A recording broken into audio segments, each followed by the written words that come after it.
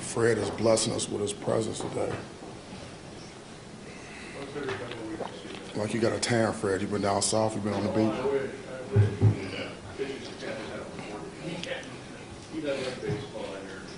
Oh, I love baseball. Yeah, I do. I just don't follow it like I used to. I did play when I was younger. I played. My dad was my coach. He's my first coach. Yeah. My dad played baseball at Toledo. Yeah, so I was raised as a baseball player. But anyway, thanks everyone for being here today. Really appreciate you coming out. Obviously, we have a lot to play for this week. We have a trophy game versus Penn State. Opportunity to play a top 10 team on the road in a very hostile environment, which we know what that is there. And obviously,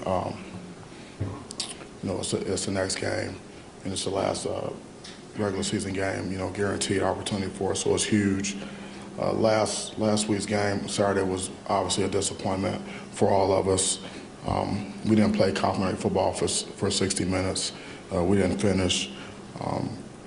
So we got back together today, reviewed the film, made the corrections, and we've turned the page and moved on. Our team knows how to have intentional focus and how to move on and how to improve and how to get better and how to own things.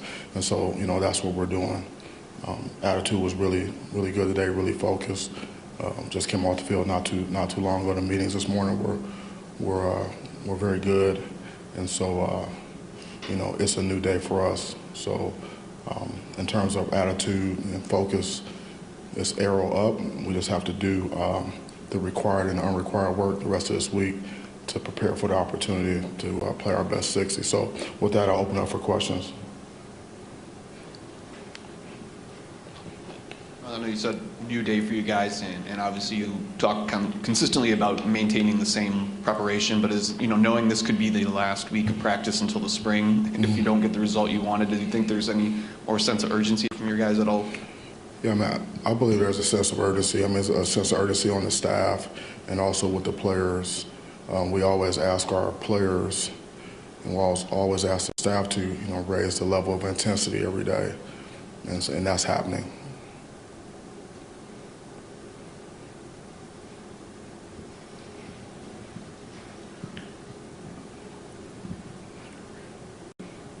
What have you seen? Penn State's had an interesting season where they've had some ups and downs too. I'm wondering, when you look at them, what you see and sort of in terms of the matchup, a team that where you think your strengths might lie and what you see from them.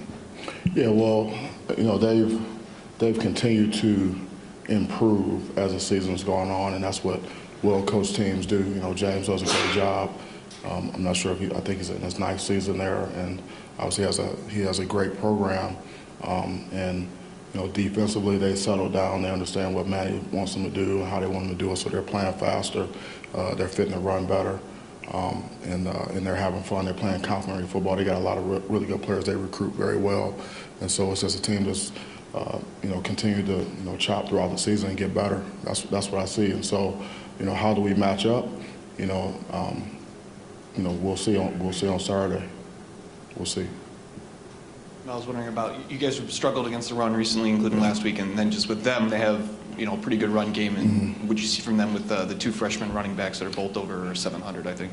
Yeah, they have a really good run game. So it's a huge emphasis, for us this week. Our run defense has struggled, and it's been progressively not up to par, as we go on. So there's things that we're going to have to do this week to try to rectify the situation in terms of how we practice, the looks that we get from our scout team, and then reteaching gap control, run fits, run keys with the D-line, linebackers, and also the secondary, which is going to be a challenge for us, but something that we have to do. We have to go back and reteach, everything to be able to fit the runs that we need to fit, and so that we can be consistent fitting the runs. One of the challenges that we've had is that, we don't hit. The only day that we have contact is that we hit with passes on game day. And it's been like that for the last 3 weeks because we don't have enough guys to practice and we don't have enough healthy bodies. And so, we're just trying to get guys to the game so that we have enough guys to be able to play in the game. And so it shows up, that lack of contact and full speed contact and hitting shows up mostly in the run game as opposed to obviously the passing game. And so, we're coming up with some ways to try to mitigate those circumstances and really, get back to being able to play the type of run defense that we need to play. So that's going to be our challenge. That's going to be our challenge this week. We have plenty of toughness. We have enough players to get it done. But we're going to have to adjust some of the ways we go about preparing the guys, still without contact, because we certainly can't afford to do that. But there's other things that we brainstormed that we feel like we can do to help ourselves, and so that's going to be a point of emphasis. And Penn State also has a very potent pass game as well. They can throw the ball, so those are all challenges, and that's what the preparation is for. So that's why we have to have intentional focus. We got to block out the noise. We don't have time to be distracted about anything. 2 questions for you, Mel. First, you mentioned about the not having enough bodies. Do you have any update on the 8 players' availability this week? I don't have any updates. And secondly, I noticed when you did your intro, you didn't mention the word bowl or bowl eligibility. Is that intentional, and why? Well, I think we all know what's at stake, and the players know that as well. So I don't think there's any reason to continue to to harp on that, because that's really talking about the end result. What we really need to focus on as a program, as with players and coaches, is what we need to do, every single day to prepare for that opportunity. And so I basically, when I'm talking to you about those, it basically is how I'm talking to the team. So because that's the mindset that we have. You have to be very intentional with words we use in the messaging. What the players hear from me and hear from our staff. Semantic responsibility is important, and what comes out of my mouth and how I say it and why I say it it matters. And so our focus is on the process. We all know what's at stake in terms of bowl eligibility. I mean, that almost goes without saying. You mentioned how the players are learning how to own some things, or you guys are starting to own some things. So what specifically is that? I know a lot did not go your way Saturday. So how do you hope that results in a better outcome for Saturday? Yeah. So evaluation of performance. It's either going to be good enough or it's not. If it's good enough, you own that. I did a good job and understand why, and then move on. If it wasn't good enough, if it's not up to the standard, whether it's offense, defense, or special teams, whether it's a unit, a side of the ball, or it's an individual player, it's not up to the standard, then you have to own that as well. Okay, evaluate it. Okay, now it was not good enough. There's no excuse. There's no explanation. What do we need to do to fix it? Fix it, and then move on to the next thing. And so that's ownership. That's not making excuses. Giving a reason why it didn't get done. Obviously, there's cause and effect, and so there's reasons why we get a certain outcome, and so obviously we have to understand those things. But we don't have to accept that as, it's like unacceptable. So how do we fix it? So we understand it.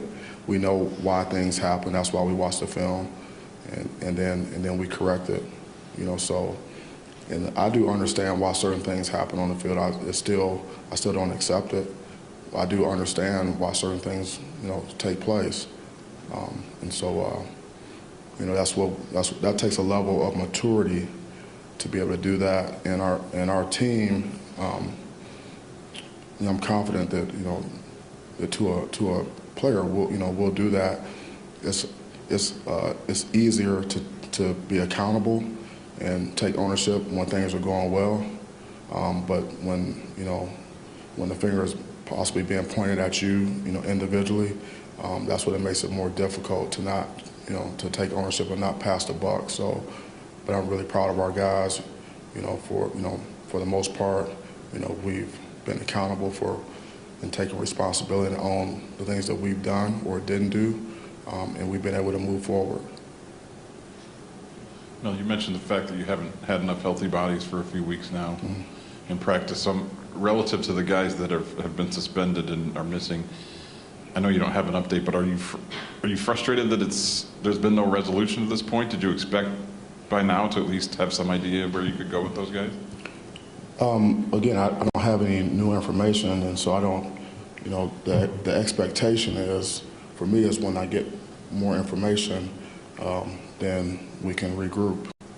That's the only expectation that I have, and so, that's what it is. Mel, when you look at the special teams breakdowns, at this point of the season, you think of doing things differently, doing them with different people, or just doing them better with the guys you've got? Yeah, well, all of the above, and so we have a week, to fix some things, so some of the things that we can change, we will change, and so that's going to take, and some of it may be personnel, some of it may be, scheme-wise, and trying to figure out what is the best way, what are the best ways, to put ourselves in position with the guys that we have out there to be able to get the job done. So, we spend quite a bit of time with special teams.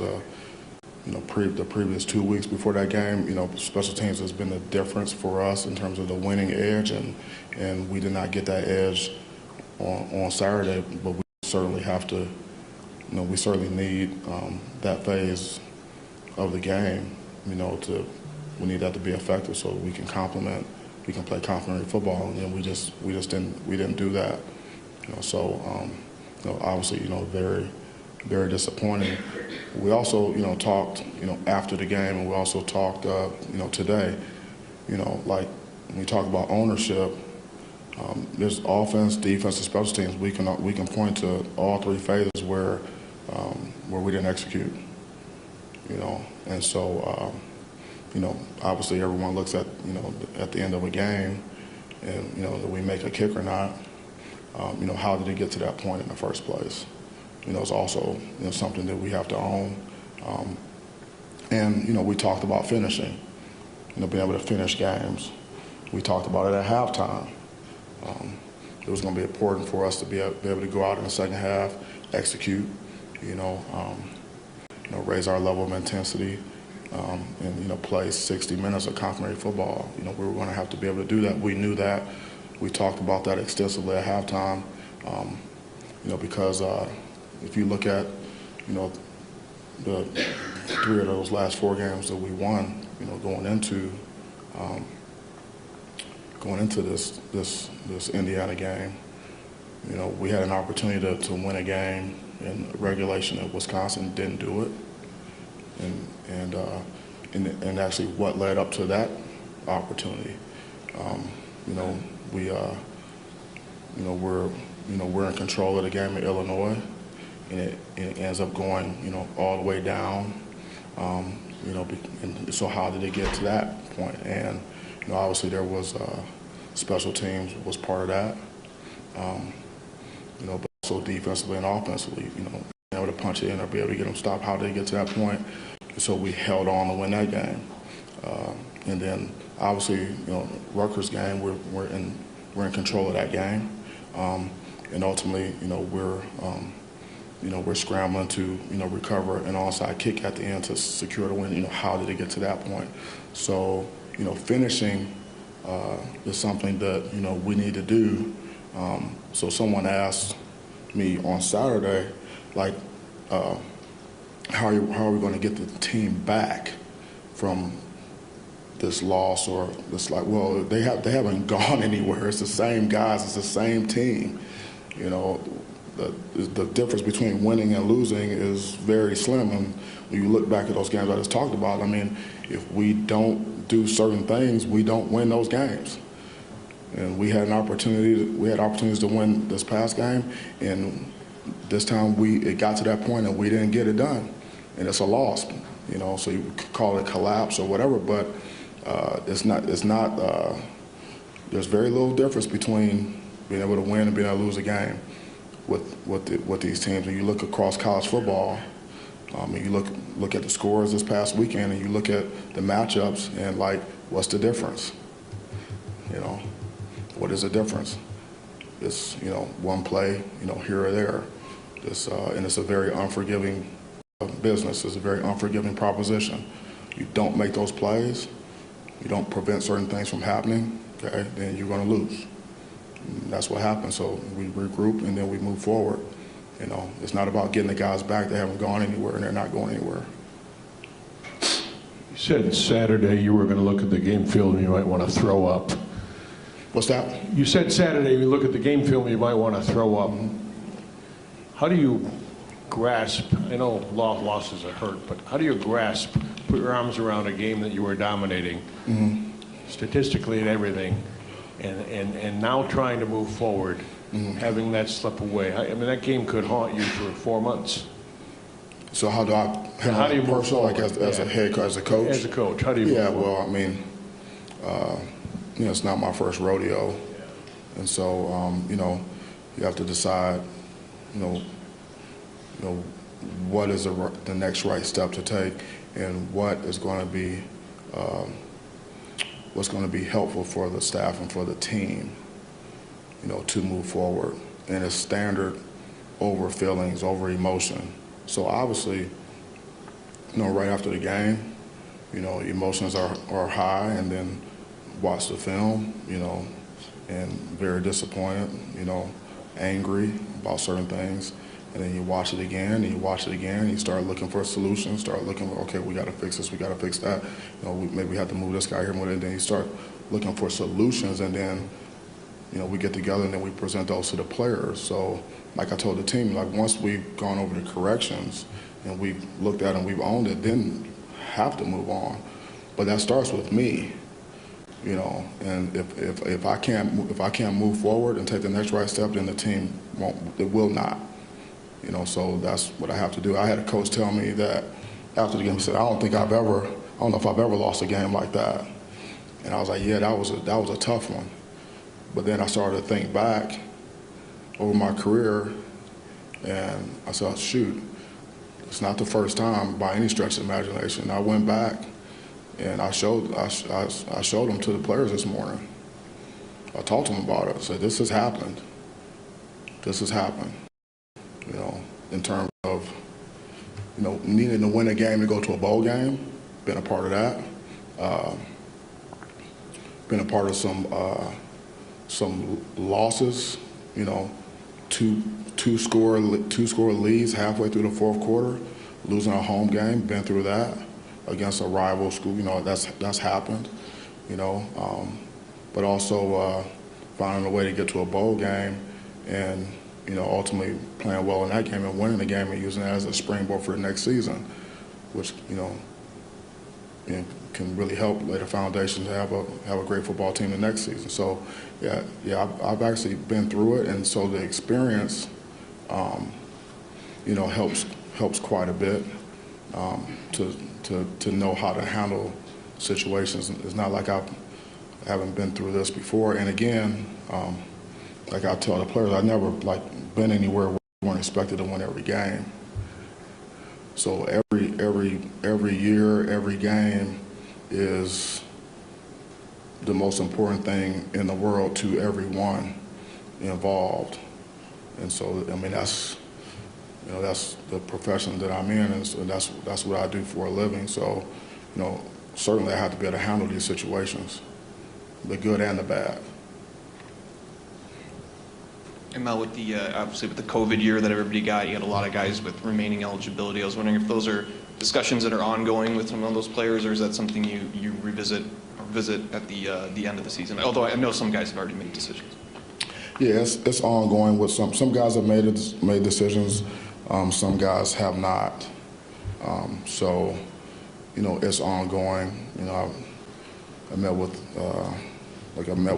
Saeed this early morning, before we had practice, and I talked to him about roster management and the challenge and the complications of that. Signing dates were like about 30 days in, and we'll be playing. Then we'll have a week, and then we'll be on the road, and then we'll be having official visitors coming in. And recruiting has picked up for us significantly. Very strong response in recruiting. So we have to know, how many spots do we have, who's coming back, like what positions, and then we have to take injuries into account, as well, and all those things. So all that's going on right now because, this is like recruiting and signing players and making those decisions like it's happening. Like those decisions they're happening right now as we're preparing, to play games. That's when you have that. It used to be the signing day was the first Wednesday in February, where there's an earlier one now. So that just kind of expedites everything, kind of just moves everything up. So, like right now, it's we're trying to figure out, who's going to be back, and we need to do it fairly quickly. Some things can't be rushed though, so we're gonna have to be nimble and be able to adapt and adjust and always understand, like we're dealing with young men here, and they're dealing with their careers and their lives, and so there's a business aspect to it, but there's also a human and a personal aspect to it in terms of guys' careers and playing in college versus not. So and then you also had a transfer portal where guys can, they could decide to continue to play, but maybe not here. So we'll just have to sort it out as we go. Yeah, Mel, you mentioned earlier that you had to go 3 weeks without contact. Mm-hmm. Did you have any periods like that last year where you had to take any week of practice without contact because of injuries? And have you had that happen in the past, or is this more significant than you've had in the past?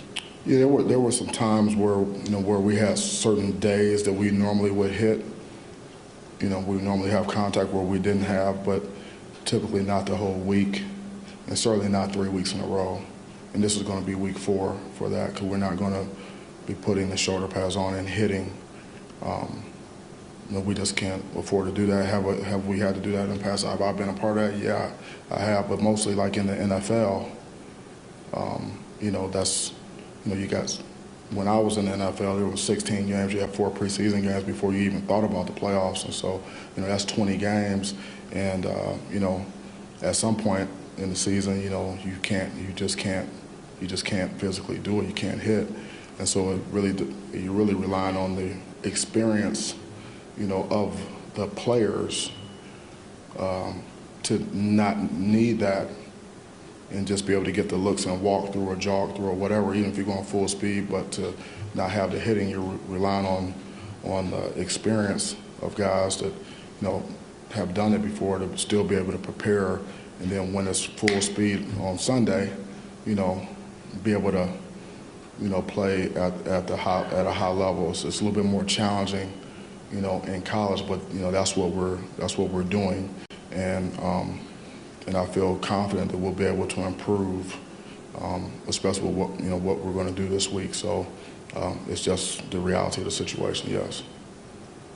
Coach, when Tom Izzo was up here earlier, he mentioned that he was by you earlier in the game, and in the probably one of the first couple of kickoffs, there was something wrong in the alignment that may have led to that kickoff return. Mm-hmm. What ways can that be changed as you guys move forward towards Penn State? Yeah, well, we actually fixed it during the game. Because we had several kickoffs in the game, so we were able to fix it. but consistency and performance is how you become successful, and we're just very inconsistent. And so, we fix it, and then we go, 2-3 kickoffs, and then all of a sudden it pops up again, same return, same guys, and we don't do it right. So, we got to coach it better, and we got to play better.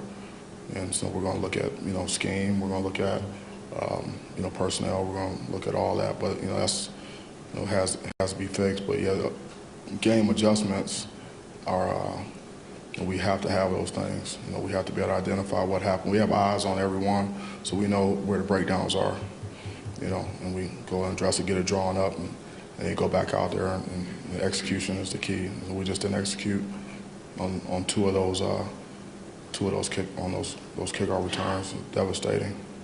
When it comes to moving forward to Penn State, what ways defensively are you going to maybe adjust in order to be ready for the firepower that their offense has? You talking about what's our game plan versus Penn State? Not the full game plan.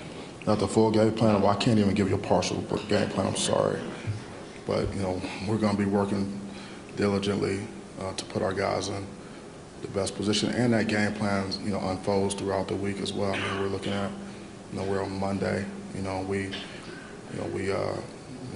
working all the way up like Friday on things. So it's still kind of early in our preparation, but I do appreciate the question.